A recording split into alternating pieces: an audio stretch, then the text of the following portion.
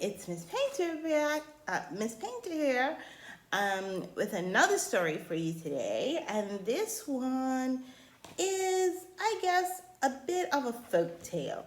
Um, and it is called The Fortune Tellers, and it is by Lloyd Alexander, and it's illustrated by Trina Schaart Hyman.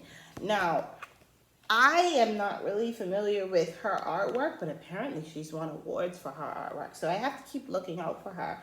And if you find any books that she's illustrated, let me know, because I like following illustrators and seeing what books they're illustrating. And I actually like her illustrations a lot. So in this book. So if you see her, if her name's familiar to you and you know some books that she's illustrated, let me know. But Lloyd Alexander, he's won Newbery medals for some of his children's literature. So he's a pretty good author too. So let's open it up and see what happens in this folk tale.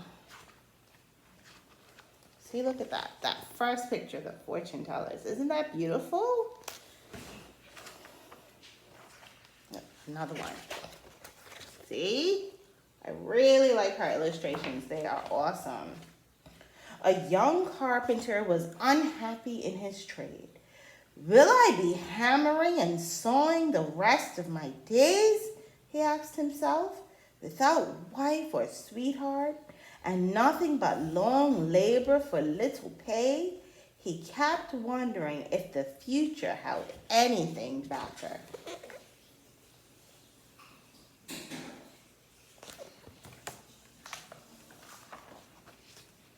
Hearing that a fortune teller had come to the neighboring town, he set off eagerly to learn the answers to his questions. He found the prophet living in a room above a cloth merchant's shop.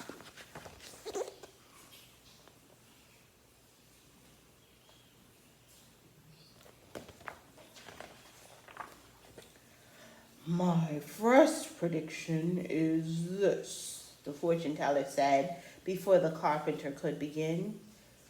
You're going to pay me a nice fee, but that's a mere trifle to someone destined for wealth.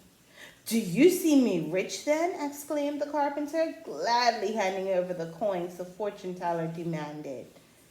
Rich you will surely be, answered the fortune teller, settling his magic cap on his head and gazing into the crystal bowl on the table. On one condition, that you earn large sums of money.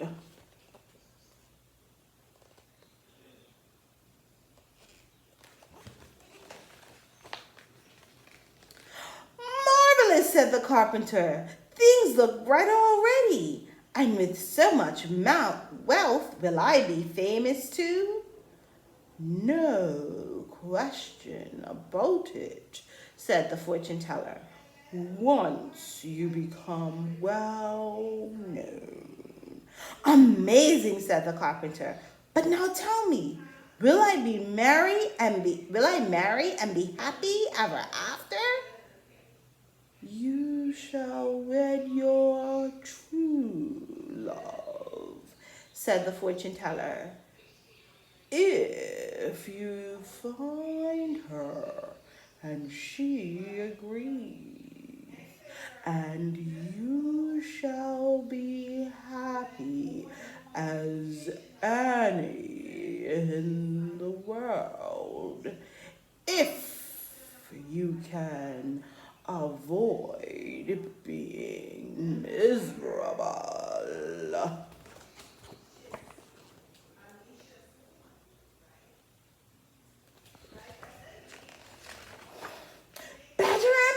Said the carpenter, and shall we have a long life together? The longest, replied the fortune teller, again peering into the crystal bowl. Only one thing might cut it short. An early demise. Wonderful, cried the carpenter. Thank you, Master Seer. Thank you. With that, he left the fortune teller and hurried homeward, impatient for all these good things to happen. He had scarcely gone halfway when he thought of a dozen more questions he was burning to ask. So he turned around and ran back as fast as he could.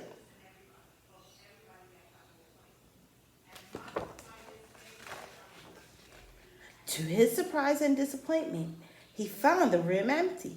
The fortune teller's cap and crystal bowl were on the table. Puzzling over what had become of their owner, the carpenter ventured to pick up the objects, eyeing them with fear and fascination. As he did, the door flew open and in stormed the cloth merchant's wife. She stopped in her tracks and her eyes popped in astonishment. "A miracle!" she burst out. "Only this morning you were a scruffy old codger. You've changed yourself into a handsome young man. What powers you have," she ran on. "To think I took you for a fraud and was coming to throw you out of the house. Honored guests, stay as long as you like. I'll never ask a penny's rent if you'll tell our fortunes."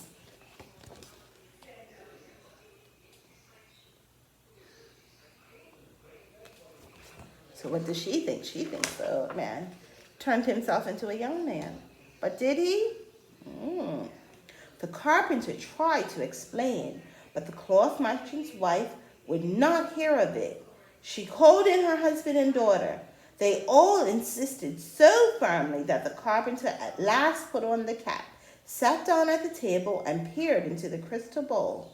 "Tell me straight off," said the cloth merchant's wife. "Are we to be rich with fine clothes, horses, and herds of cattle?" Though he stared and squinted, the bewildered carpenter saw nothing whatsoever. At a loss for what to do, he recalled what the fortune teller had told him.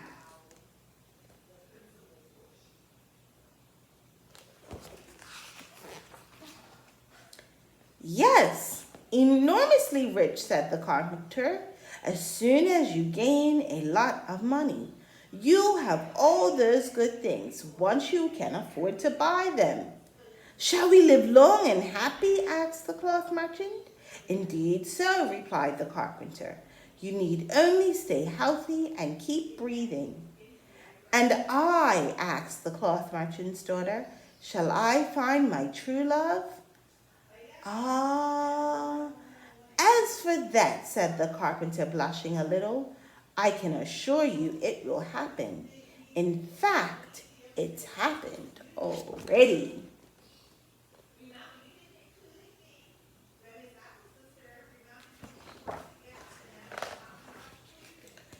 Hearing of this marvelous prophet, the neighbors came clamoring to know their futures, pressing coins into the hands of the carpenter, who told the same to each of them.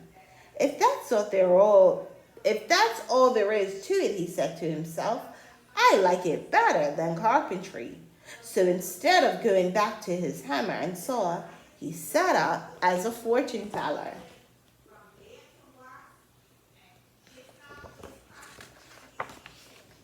His fame spread quickly. He grew richer than he had ever dreamed, married the cloth merchant's daughter, and lived long years of happiness.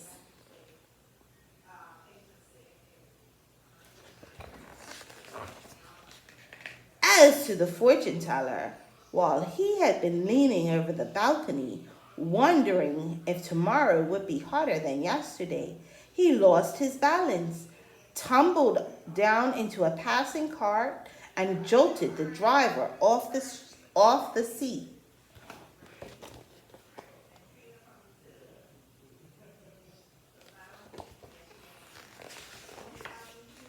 The frightened ox bolted, went plunging through town into the savannah, where the fortune teller was thrown clear only to be chased by a lion as he climbed a tree to escape. He broke open a hornet's nest and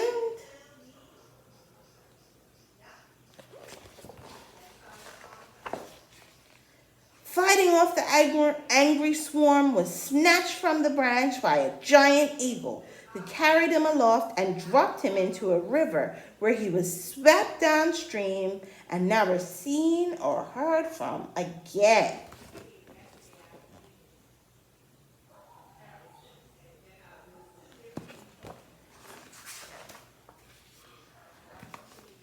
Despite his wealth and fame, the carpenter never forgot his benefactor. Although in time he gave up wondering what had happened to the fortune teller, the carpenter thought of him frequently with warmth and gratitude for having seen the future so clearly.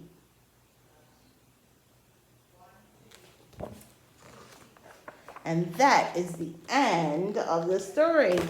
I'm not going to tell you what to think about that one. You can take from it what you will. But I hope you enjoyed it. And I will see you in this space tomorrow for more Reading with Miss Paynter. Bye-bye.